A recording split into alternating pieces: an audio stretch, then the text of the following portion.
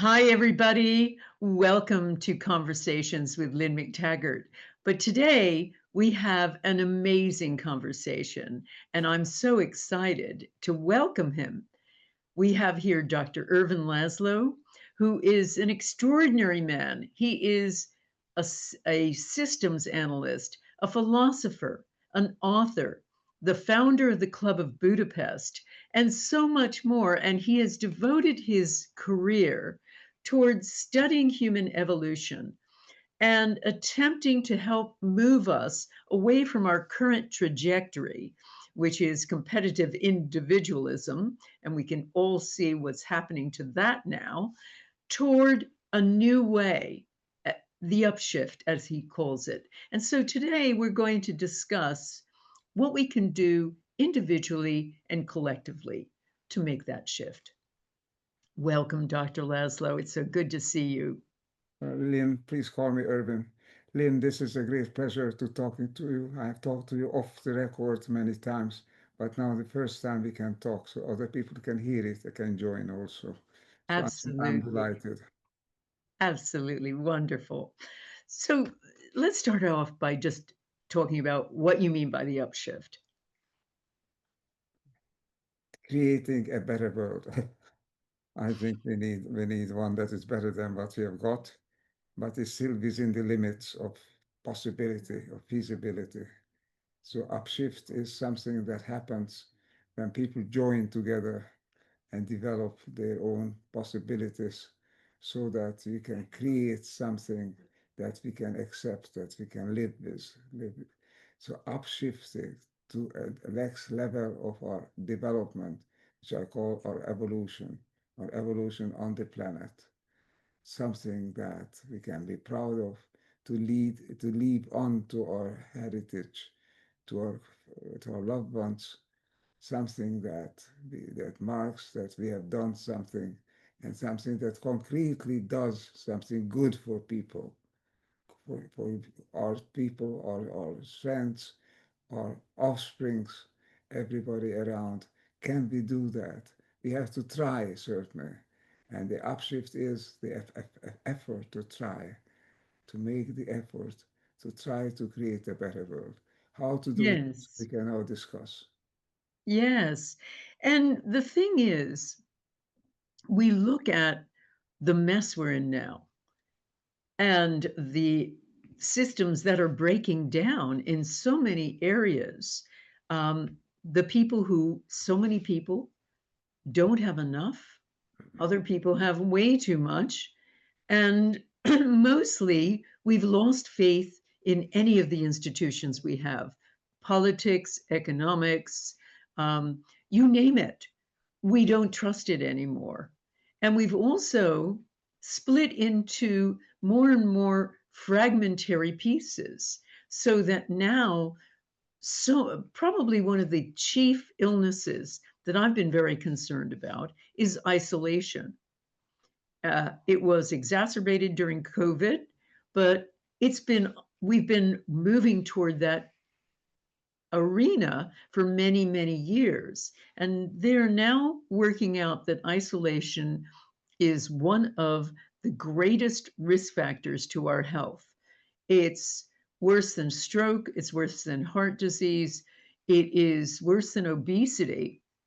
It is a chief risk factor for death. So let's just talk a little bit about how we got to this place where systems are collapsing around us. Tell me some of your thoughts. I think we are creating a world that we cannot manage anymore.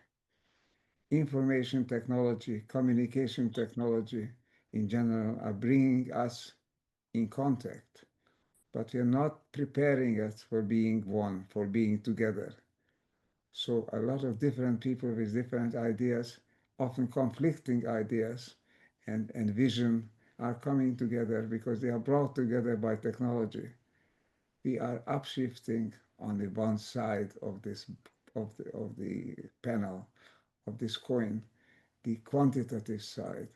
We are creating a world in which everybody can be in contact, and that's not the problem, I think, in that sense. We can join, but are not understood and we are not wanted. We are not part of the new world that we are creating. The new world is just coming to us, rushing to us. At a push of a button, we can we can talk to anyone, anytime. We can write anything anymore. And but this world is not one in which we can live because it's not integrated. It's quantitative. It's just two things side by side. It's if you look at the fist of a hand, you know, Mhm. it's fist. Everybody does his or her own things. We are brought together and we are often conflicting.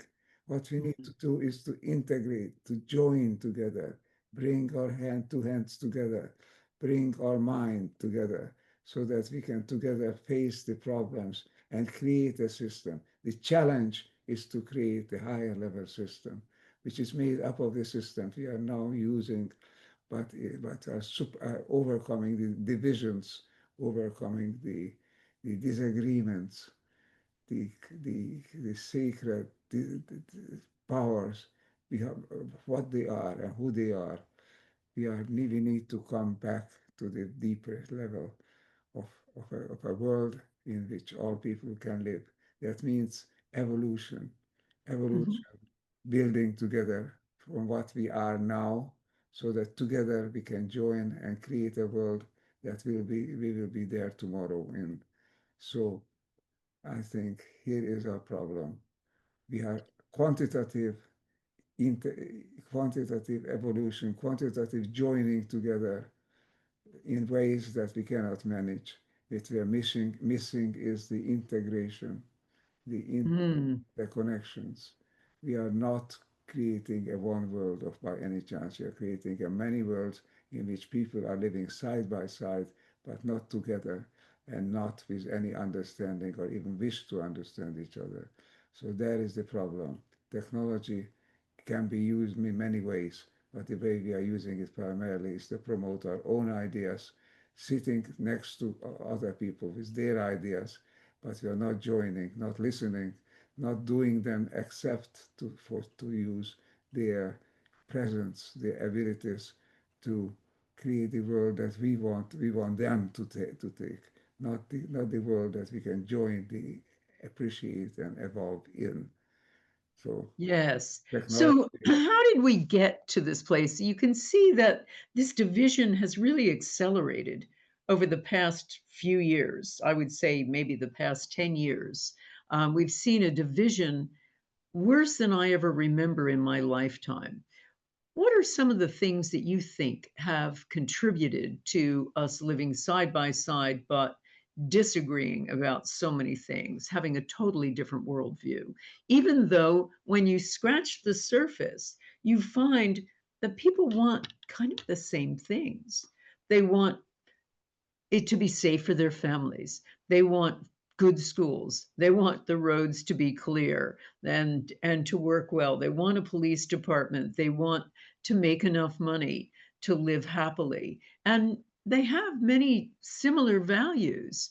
But when it comes to how to achieve them, people are at terrible loggerheads and aren't operating from the same system. What happened? I mean, if you look at the end of World War II, people in the West had very similar thoughts about what to do and how to achieve it. At least I'm talking broad brush here. But now we have such division. Why? Well, technology used indiscriminately is to bring us into the same space, but not sharing that space. Mm, Doesn't mm, teach us how to live with each other, how to collaborate. Collaborate is a very interesting word, is to labor together, collaborate. You know, mhm. and Yes. that is Yes. Now all we're doing is arguing online. Yeah, we're picking fights online. We're not seeing bigger pictures. we Uh, are we are fascinated by the possibilities. Everybody sees how some people can get rich and powerful, and nobody cares about those that are pushed to the side and are below the level of survival. Mhm. Yes. This is Yes. the problem of a overly ripe, overdone, over soon done evolution, which is just quantitative and just looks at what things are, how I can make it the world that I want to live in. And Mm. that is this kind of supreme egotism is what Yes. loses with people. I want this world. I want this to be good. I want this to strive. And it's mainly mine, I and mine. And Yes. that is I a mean, and I mean, a factor of, well, in my view, the scientific story that we've been given, the idea of competitive individualism, that we're all individual, separate things, very well behaved things operating according to fixed laws in time and space. And with thanks to some of the thinking of Charles Darwin and now the neo Darwinists, the idea of the glorification of individualism. And so you put those two things together, and you've got a situation that we have now where we're essentially eating our own children and our own future. uh, we have rushed into a world that we are not prepared for. No, Evolution, no, evolution no. is important. Evolution is what is happening, but guided evolution in some sense that we create the oneness, the level of understanding that we need to share the life on a planet. That we Yes. are not doing it. We are not doing that. No, no. And I think people are frightened. I speak to so many people, I'm sure you do too, and people want to connect. They want a better world. They want to connect. And so much of a centerpiece of my work is about bringing people together in small groups and seeing miraculous things happen, both to each of them in that group, but also the society around them, and seeing how powerful that can be. So when you talk about the upshift and you talk about evolution, are you talking about a big movement of people coming together? Are you talking about things that individual people can do, or both? Both, both. There is a wave, and there are waves within the waves or on the surface of the wave. There are ripples on ripples on ripples. And we are one of these ripples always. And then we get in contact with ripples that go in the opposite direction. You know, there are crests and troughs on every wave. And we are not going indiscriminately on, we are not recognizing the situation in which we are. We are Mhm. part of a wave system universe, a system where everything is connected with everything else, and where you cannot be private in the sense of excluding others. Whatever you do is affecting others.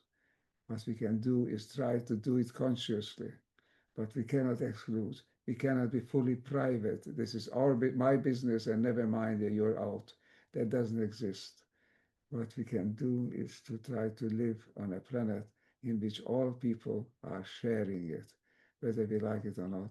We have to share it. There is no way to survive on this planet except by sharing. What are some of the things that you think individuals can do? And then I'd like to talk a bit about how small communities can work. We can all ask ourselves what I am doing, what I'm saying, what I'm acting, striving for. Is that good for me? Also good for you and for other people around me? Does it contribute to sustainability, contribute to a world in which we can persist to live in? Or is it just something fly by night, something quickly that I can just achieve, and if I do it very quickly and exclude as much as possible everybody else from it? This is the opposite of individualism, proper individualism. This is egotism. This is Mhm. narrow-mindedness. And just because all the fruits of this possible technologically favored life are here, are around us, we are reaching for it, and we are picking up the low-hanging fruits, and they are not compatible with each other. We are learn to think of others. We are together on the planet, but we have to be together in mind and spirit. That we haven't done yet. What concrete things would you start recommending that people do, the people on this webinar, who are really keen to make the upshift in their areas? What do they need to do? Let's say they're in an area, let's say they're in America, they're a Democrat, they're surrounded by Republicans. What should they do to reach out and connect where they have people who don't have the same views as they do? And there are no simple solutions in the ways of how to dictate to people. The solution must come from people, from below, from the heart of people and the soul, not by people coming along and telling them what to do. There is no a simple answer of the kind, do this and then we all go to heaven. No, what we've got to do, recognize our situation, our condition of being on an interdependent, interacting, jointly living and working planet in which we need to live together, understand this, and then we start behaving, hopefully, in a way which befits our situation. 8 billion people on a small planet living Hmm. together, and we must think together, we must feel together, we must recognize our oneness within this multiplicity and not worry that we lose our higher identities. Look at the cells of the body. How many different millions of cells and different millions of different kinds of cells. They all do their own thing. They all carry forward the symphony that is coming together when we're joining them together. But we have to allow these things, the melody to come through by itself. I think we let go, and not direct, not command, not try to master, allow things, but inform.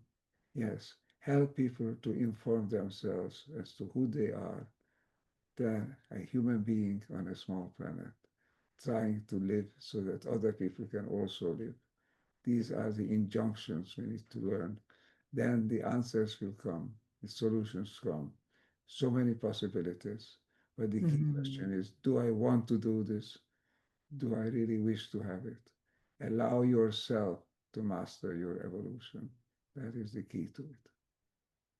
What interests me so much is how much power we actually have. Power meaning influence, ability to change and evolve that we aren't using.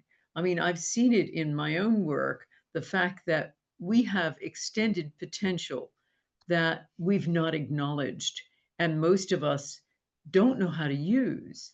So when we talk about the ability to forecast, of course, intention, your thoughts are things that affect other things, your ability to see beyond your senses. You have all of these possibilities, and they have been denied to you by your authority figures when you were growing up, usually telling you, no, all that you have is what you can sense in your five senses. We have so much more than that. And the other thing that is so interesting and offers a huge possibility is the idea of coming together with other people who are, and I always like the idea of a small group because we oftentimes try to do things in such a big scale.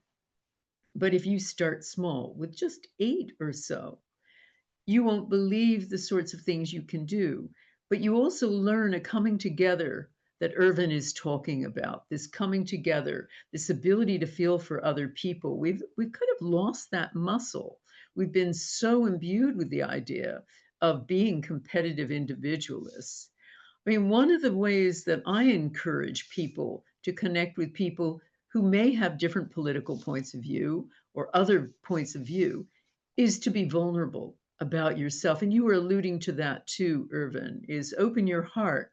Tell people why you believe what you believe. Tell them what you hope for, what you dream about.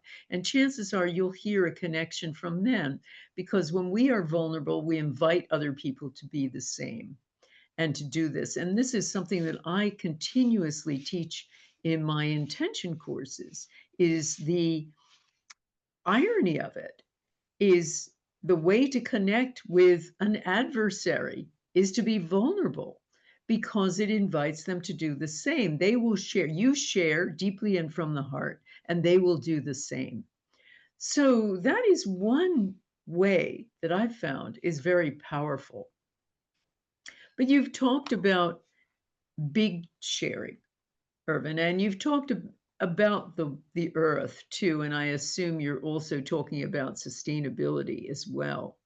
I mean, do you have thoughts about what people can do? Um, People are very frustrated with their leaders.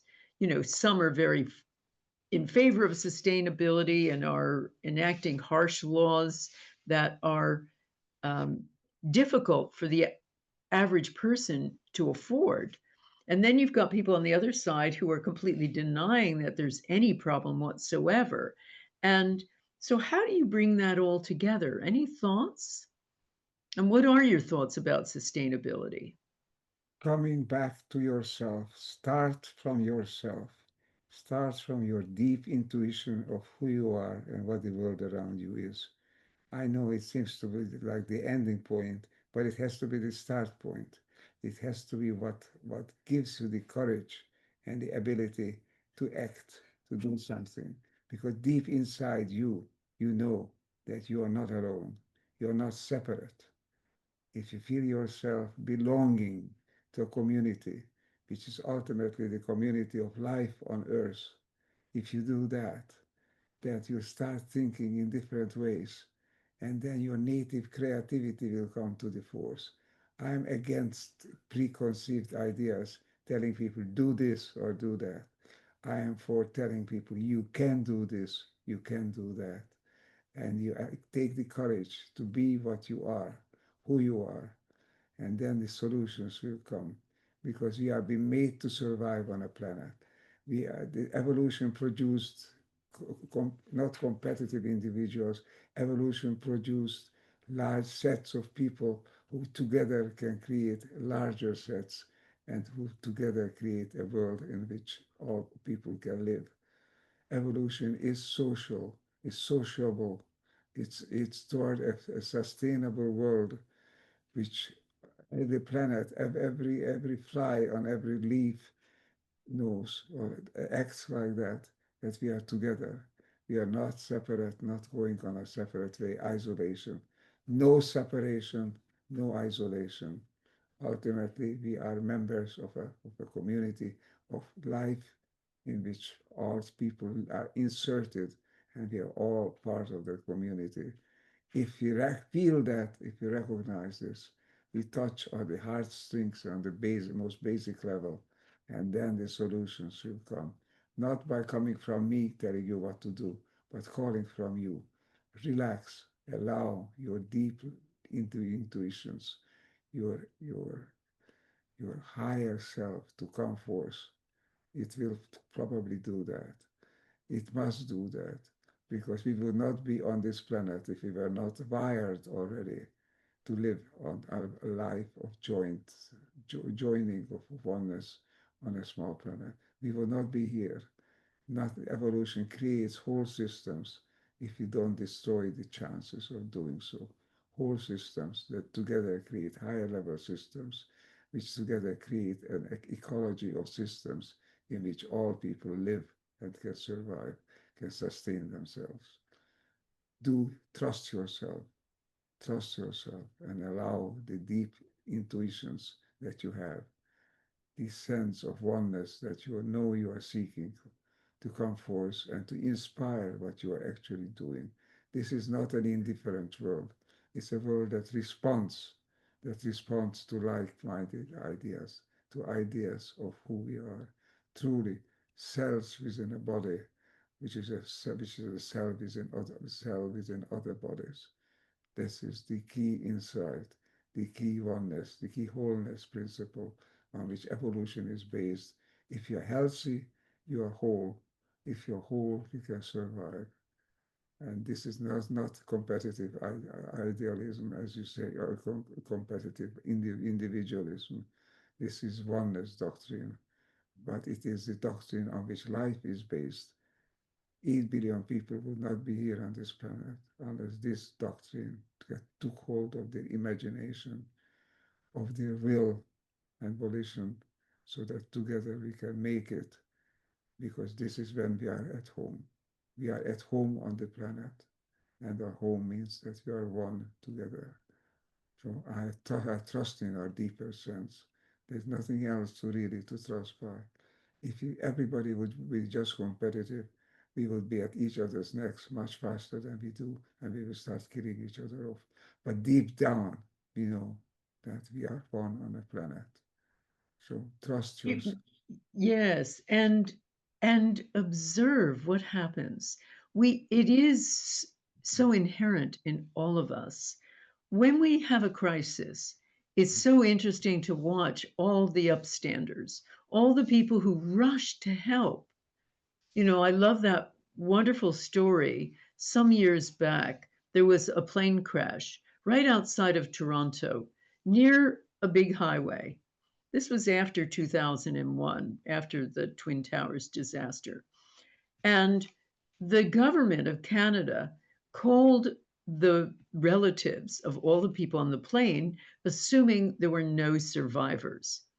They had to revise that and call them back not long after, because so many people who were driving past on the highway pulled over to rush into that burning plane and pull people out, that there were no casualties. Everybody survived. And lots of those people drove those people to the airport so that they could get a ride home, another plane, something like that.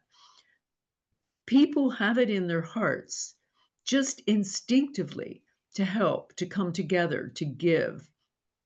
And they do it without thinking, even if they didn't even think somebody on that plane could have been a terrorist, could have set off a bomb. Nobody thought that way. Everybody just wanted to help. And we see that over and over again in so many disasters, that need to help, that oneness, that desire to give, to be fair, to connect, to belong, is just inherent in all of us. And we have to tap into it, as Ervin says. And what we're really talking about, aren't we, is a ground up movement. We're not talking about the big guys in charge creating something. As you said, you don't want to tell people what to do.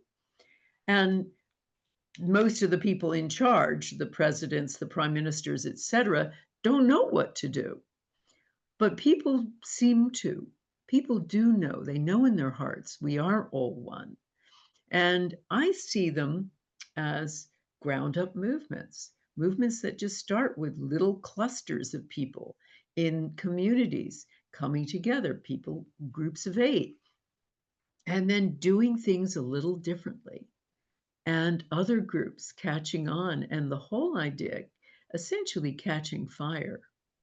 What about you, Urban? Because I know you've kind of tried to create upshift communities and had movements like that. I don't try to tell people what to do, instruction. I tell them that, as you are telling them now, we are beings who are made to live together, to share a planet, to share an environment. There's no other way to live on a planet. We would not be here unless this was a deep down instinct into which we can tap. We don't do it consciously. And the great tragedy is often that we overcome, we plaster over our deep oneness by short term wants and desires. And we forget that there is something deeper. It's all very skeptical. You say, yeah, everybody just wants to be rich for himself, wants to be powerful. Never mind the rest. This is just drivel, just talk. This is this is false. This is misleading. Every cell in your body, if it's healthy, if the body is healthy, knows where to go and what to do.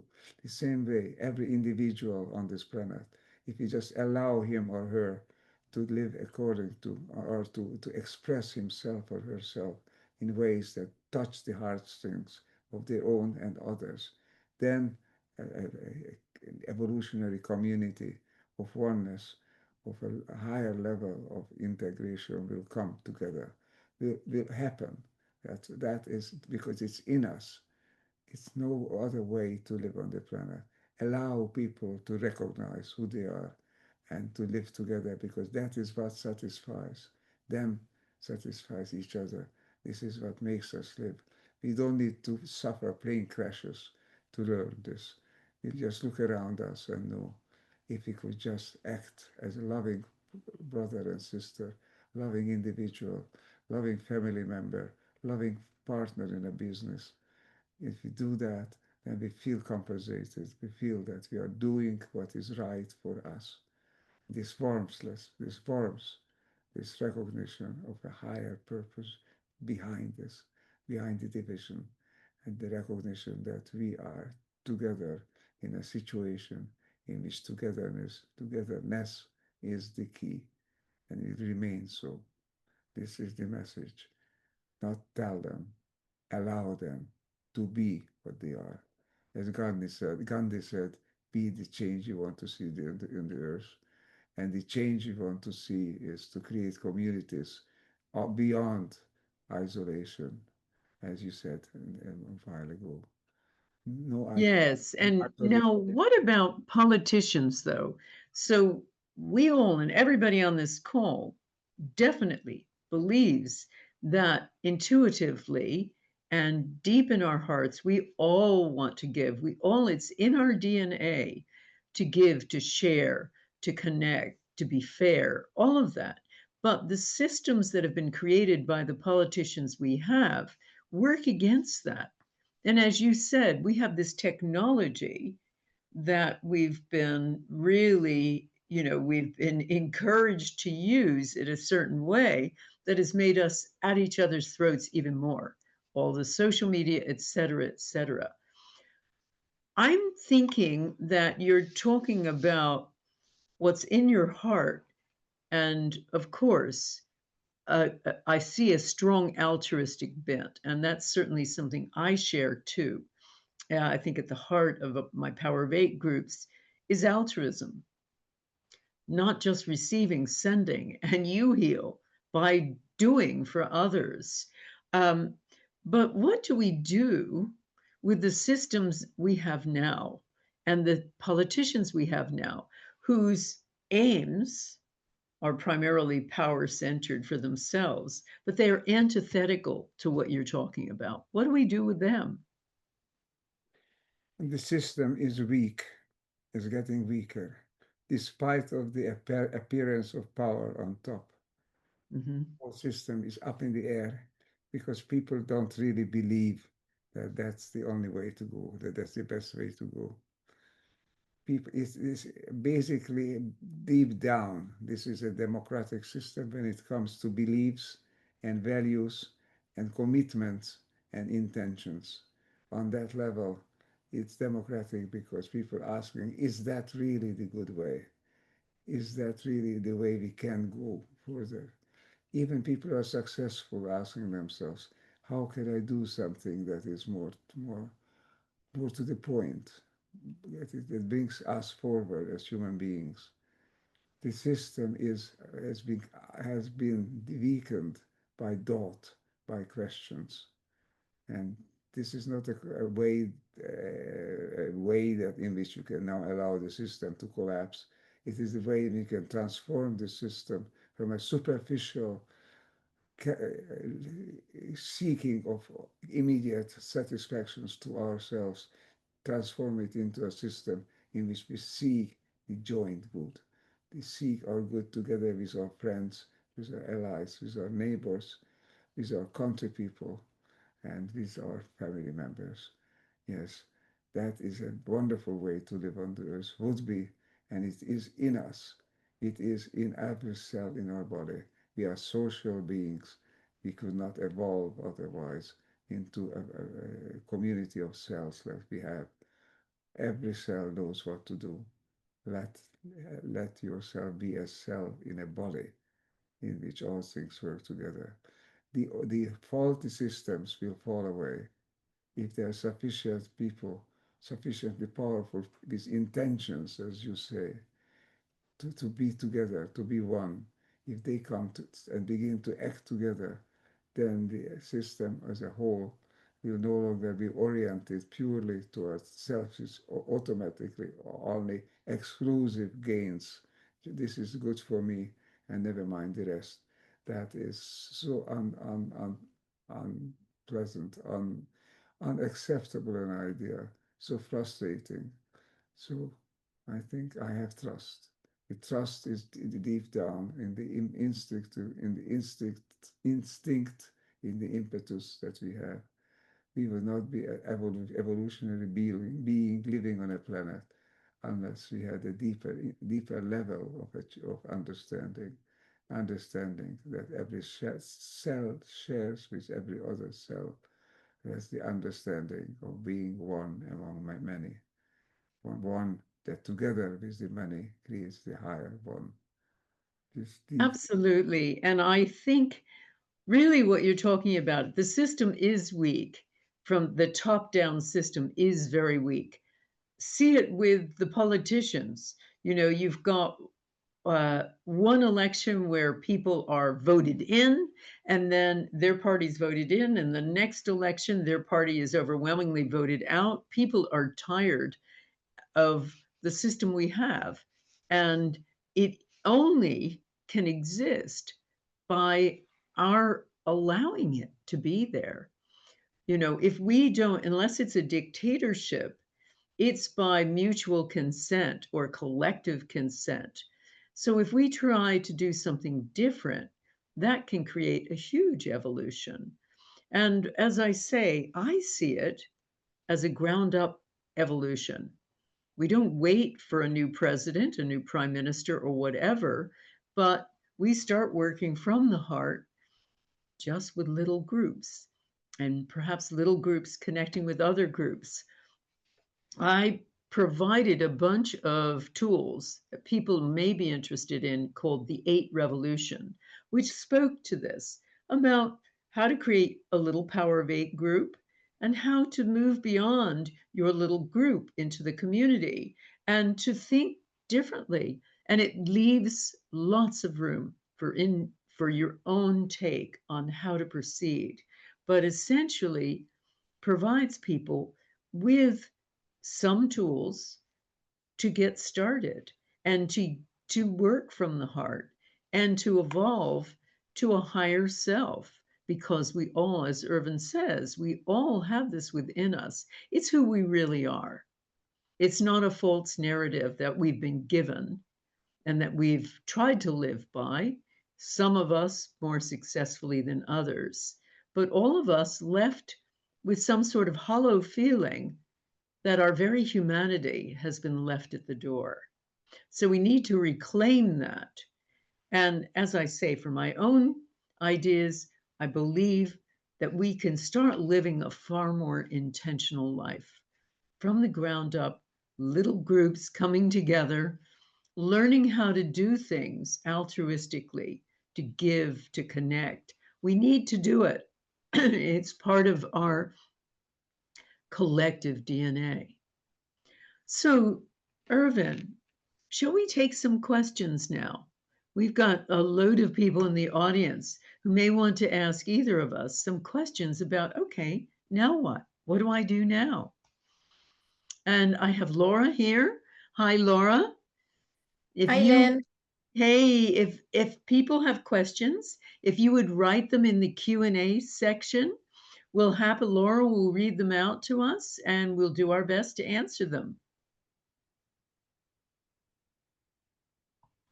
I've got a question from Renee here. How can we reverse the trend of Western governments who are cutting payments, developing nations, to green issues, to arts, to so many good things that people need in their lives in order to save money? Okay, any thoughts, Ervin, about that? well, it's the question about all issues, all the problems that we face. How can we reverse the current trends? The answer to all that is basically the same. Go back to yourself.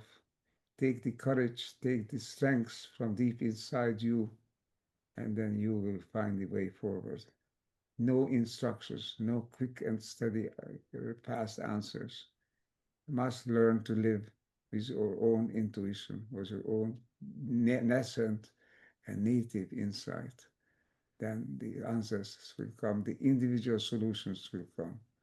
It all depends on your will, on your ability to trust your own intuition and to follow it up. And I also want to say about stepping forward. You know, instead of waiting for the government, you probably don't agree with that government cutting aid and want to know, well, how do we help those people? Well, what can you do? As Irvin says, trust your intuition. So, what can you do? I have a dear friend called Lynn Twist. Now, some years ago, Lynn, who had a family, had small children, said, I want to end world poverty. I think that is wrong. I must do this. And so she set up a variety of organizations to end world hunger. She also said, I think the cutting down of the rainforest is wrong. So she set up Pachamama organization, which is a name that really means Mother Earth. And she went down to the rainforests and the indigenous populations and taught them how to protect the forests themselves. And it's regrowing now. Now, that just took one person committed to change, to making a huge difference in the world. So just imagine if all of us did a little bit of something and didn't just sit back and bemoan what's going on in the television, but decided to listen to our hearts and to say, well, what can I do to make change? What can I do to foster something? And how do I give in a way that will create this new evolution? And there are so many ways to do that. And it can start with just helping your neighbor. It can start with just working out what needs to be done in your local environment and thinking differently. I love this movie called The Bank of Dave. This was a guy in the north of England who saw the people around him and numerous of his neighbors, and he knew everybody in the town. He was a bit larger than life character, used to do karaoke, etc. And he had done very well in his garage business.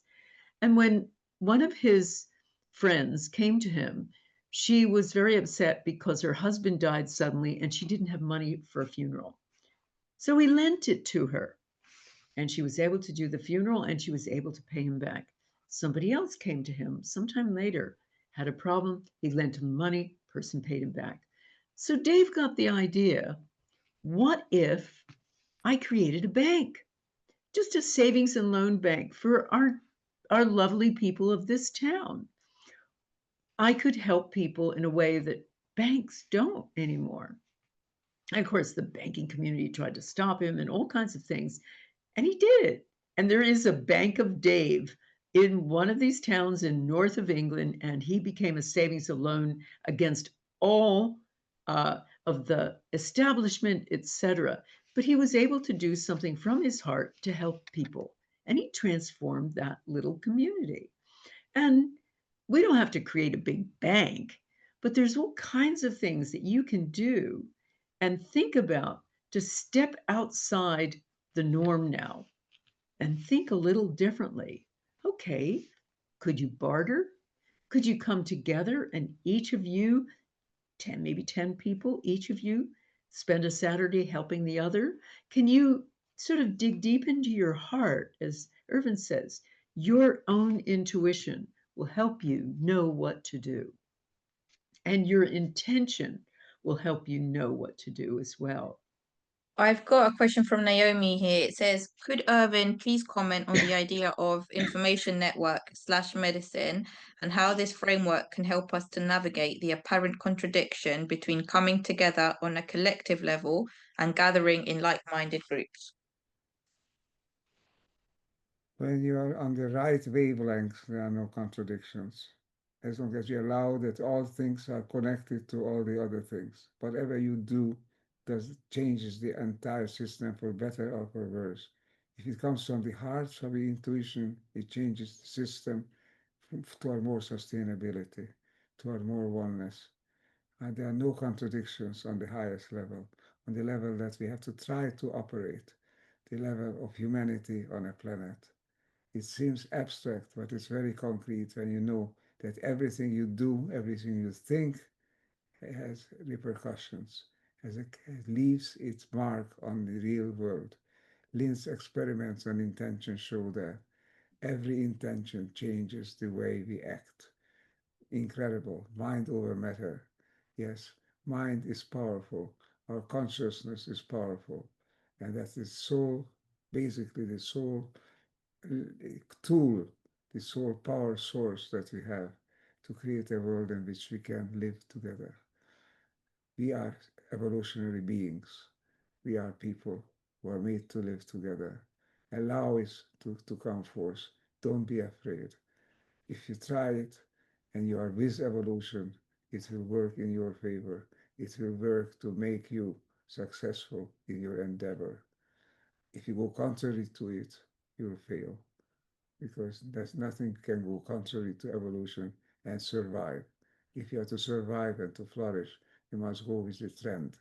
And the trend is to join together, create systems that join together and create higher level systems until basically all the entire system of systems is created in a sustainable and mutually beneficial way. It's utopia, but it can be started. As Lynn says, we can start it small, we can start it by our backyard, as it were. But when we do that, it resonates and create a movement toward a higher harmony, higher oneness on this planet. You can trust that. Try that. It'll work. I was really moved by the work of Nicholas Christakis, who is a sociologist at Yale University, who studies social networks. And he found that our behavior ripples down our social network, and people are imitative and they follow it. So if we're happy, we're more likely to have happy friends, not because we self-select happy people to be with, but because of a natural spread of happiness. And the same goes for things like loneliness, obesity, etc., but also generosity. And this was so fascinating for me. He found that when one person is generous, it ripples 3 degrees down a social network and keeps multiplying, so that if John is kind to Paul, he's more likely to be kind to Sid, who's more likely to be kind to Nancy, who's more likely to be kind to Sarah, and so forth. And Sid and Nancy and Sarah and so forth are all continuing to be generous and kind too. So that can spread like a virus. So think about one act of kindness. I worked this out with a recent intention experiment. We had 30,000 people trying to end the war in Gaza. Now, clearly we didn't, but what we did do is create a huge virus.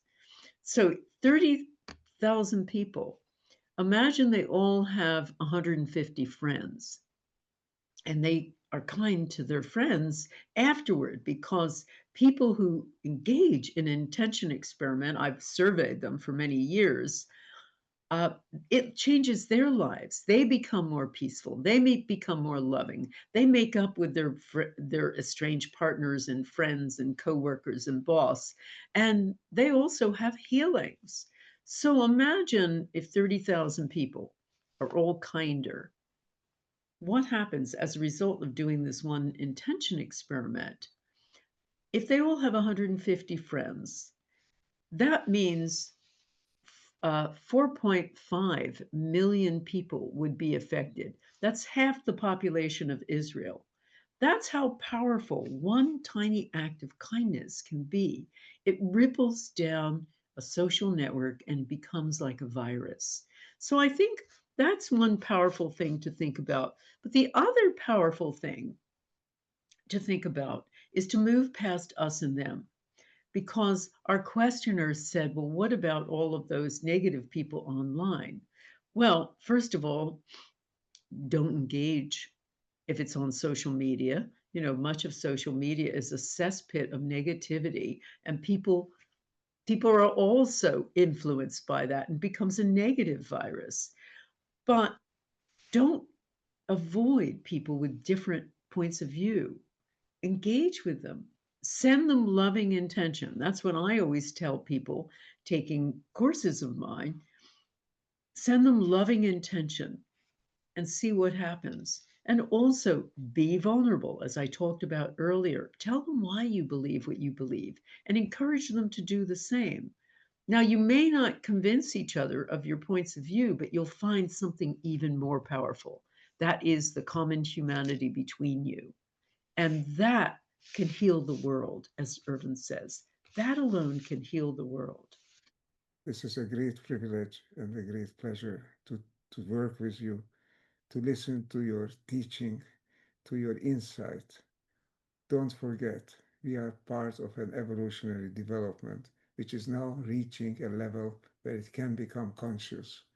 By becoming more conscious, we can steer it more purposefully, more making sense of it, recognizing that there is no way out other than the big way, the major way, the way where all people join together from the heart, from deep down, not, not just spiritual drivel, not just imagination.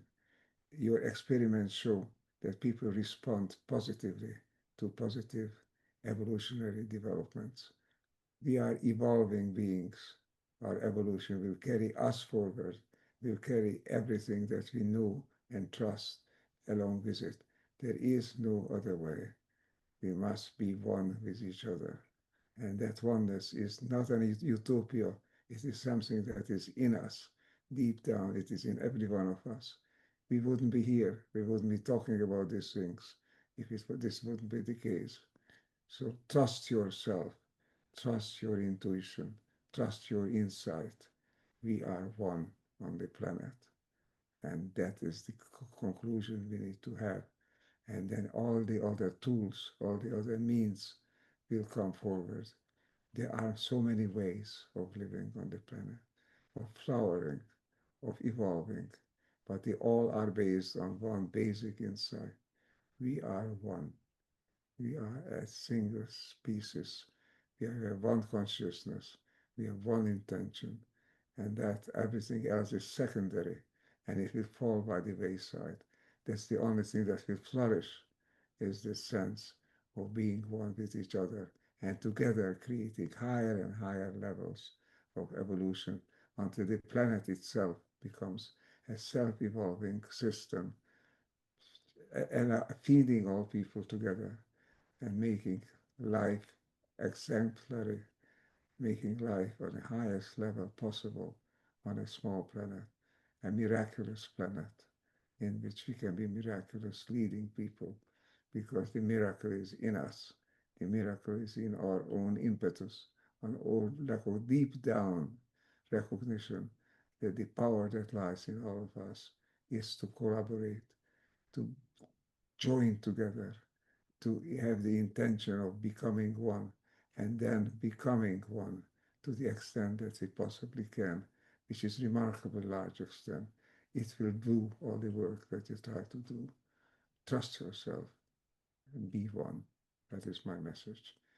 Thank you, Lynn, for the pleasure and opportunity to talk with you.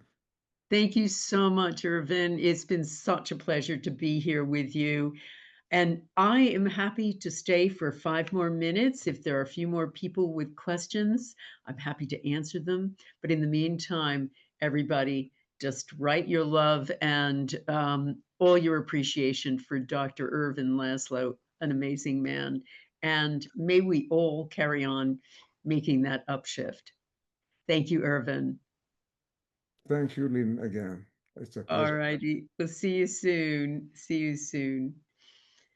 All righty, everyone. I'm here for 5 more minutes to answer some questions if anyone has them about ways that we can make an upshift.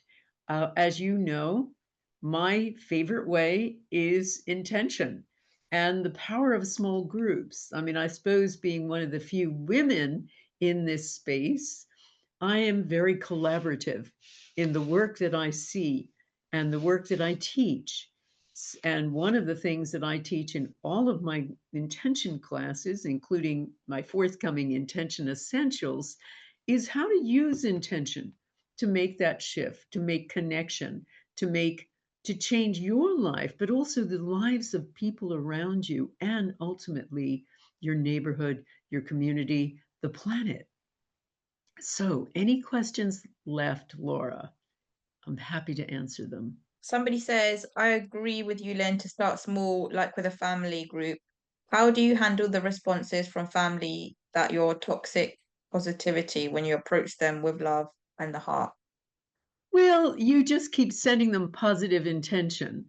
I mean, that's one thing that I teach in Intention Essentials and all of my intention classes is no matter how negative someone is to you, send them positive intention. That oftentimes changes the energy between you. Remember, we're all at our subatomic level, we are all energy systems. We are not solid and stable things. We're energetic beings, changing energy and exchanging energy all the time. So I would send them loving, positive intention. And I would also share deeply from the heart and see what happens. And when you talk about a group, yes, be loving to your family. But if I were to set up a group, I always encourage people start a group with people who are not your family. You can do intention for your family, but watch people who are interested in also forming a group, who don't think it's all toxic positivity, whatever that means. I only know about toxic negativity, but start a group with people outside your family and see what happens, who are all coming together for the same purpose, to evolve, to intend together, to grow together, to heal aspects of their lives, to heal their community. Start doing that and see what happens. I've got another question from Laurel here. She says, I'm so in line with what you are saying. I'm finding it hard to find a group to bring together. These are all great ideas. What are the best 3 steps to begin a movement in my community? Okay, a couple of suggestions. Number one, join my Intention Essentials class. It's coming up June 14th. And we have, by the way, just to let everybody know, we have kept the early bird price on for just today. It was supposed to end on Sunday. We've just held on to it for one more day in case people still want to take the class, and we are trying to keep the price as low as possible for you. So in that, you'll have a whole community of like-minded people, and you can set up Power of Eight groups with the class as you're learning. It starts June 14th. You can find out more about it on my website, and Laura's putting the URL down there for you. That's one. Two, for people who join my community, I have a thing called the 8 Revolution, and I have a whole bunch of free tools for how to heal your community, how to change your community. So if you're not part of my community, which is you sign up by coming to my website and then sign up for in my community, you can access them there. They're all free for everyone. I've got another question here, Len. Wonderful discussion. I would love to hear both of your, well, now Hervin's gone, but I would love to hear both of your thoughts on the connection between intention, manifestation, and quantum physics. How long have you got? Well, first of all, intention is manifestation. Intention is what actually comes from you, emanates from you, your mind, and affects the world. And that effect is manifestation. Now, you affect things not just in terms of manifesting stuff, better health, more money, better house, all of that. That's manifestation of a sort. But you also affect everything in the world. Now, a very simple way of understanding it with quantum physics is to think of subatomic particles not as individual self-contained and realized things, but that a potential of something. So I like to describe it as an auditorium full of chairs. A subatomic particle is not just a single chair. It's not a single entity. It's all possible selves. It is a little like being every chair in the entire auditorium. And the only thing that makes that potential of something and turns it into something real is the involvement of an observer. You turn the potential of the world out there into something real. We are co-creators. That's not just a saying, it's truth. So we have the power, and I teach all about this in my intention classes. We have the power. Our thoughts are trespassers. They go out there and they affect other people and things. And our thoughts are things, think about it. Our thoughts are things that affect other things. And we are creating at every moment. So what I try to do is to teach people to be mindful about what they're sending out to the world so that they can create positivity in there.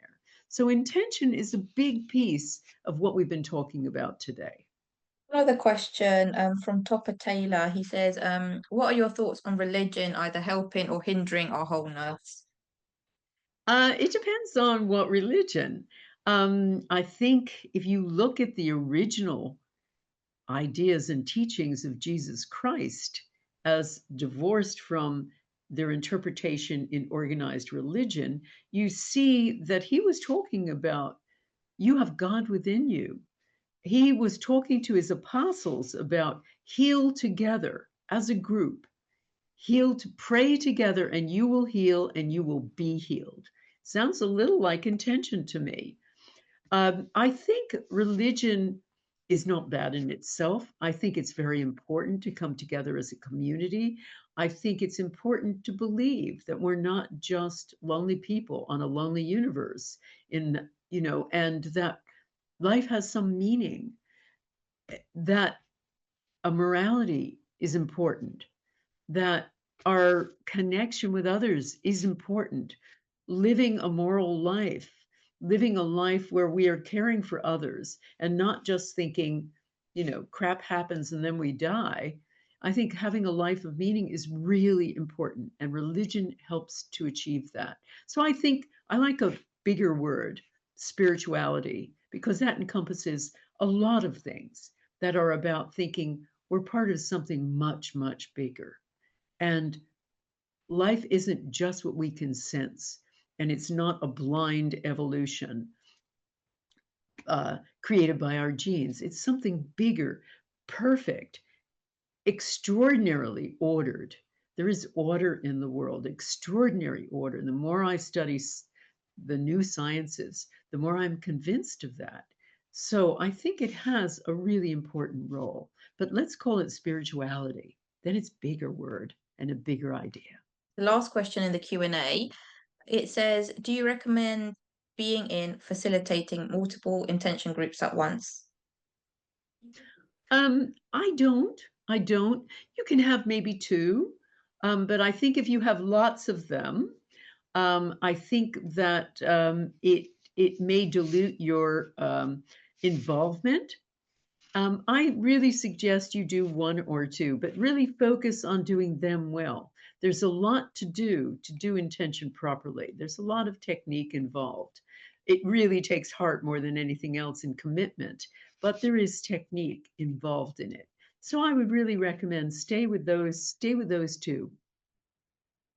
And of course, I should just add, I don't have a teacher training course yet, so I don't advocate and I ask people not to try to teach this, because you need to know an awful lot of physics. You need to know a lot of science that are all part of my work in order to teach it properly.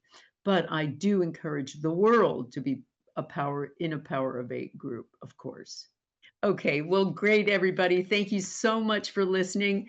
Remember, if you're interested in Intention Essentials, the early bird ends tonight. We're turning it off, but if you wanted to save some money, you'll be able to do it today. In any case, whether you join that or not, thank you so much for coming to this event.